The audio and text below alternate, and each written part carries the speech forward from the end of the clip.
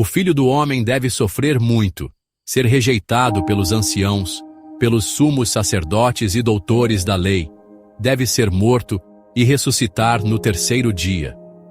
Estas foram as palavras de Jesus aos seus discípulos.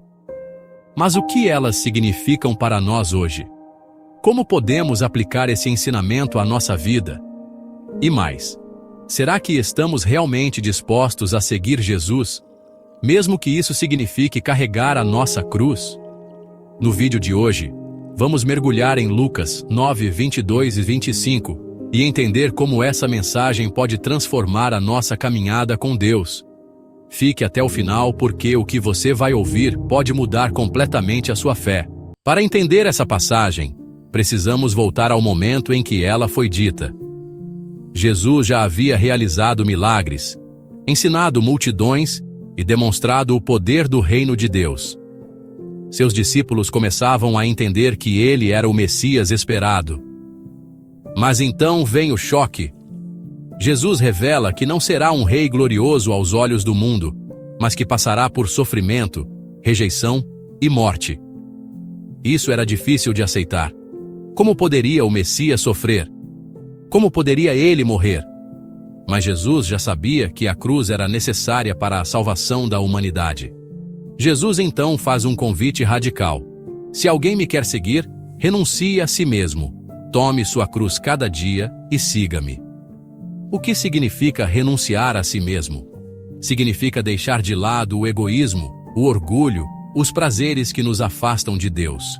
É entender que a vida não se resume a buscar conforto e sucesso terreno, mas a viver segundo a vontade de Deus.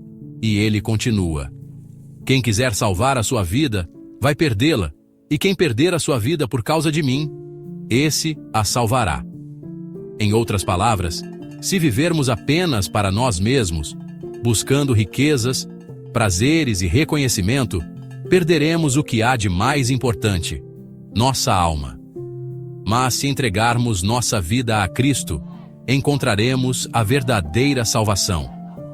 O mundo nos ensina a buscar o sucesso, a conquistar bens, a viver para o prazer. Mas Jesus nos faz uma pergunta poderosa: de que adianta a um homem ganhar o mundo inteiro se perde e se destrói a si mesmo? Será que temos buscado apenas coisas passageiras e nos esquecido do que realmente importa? O chamado de Jesus não é apenas para os discípulos do passado. Ele está chamando você hoje. Se esta mensagem tocou seu coração, escreva nos comentários: eu escolho seguir Jesus. Separe um tempo para refletir sobre algo que você precisa renunciar para estar mais perto de Deus. Pode ser um hábito, um pensamento ou um medo.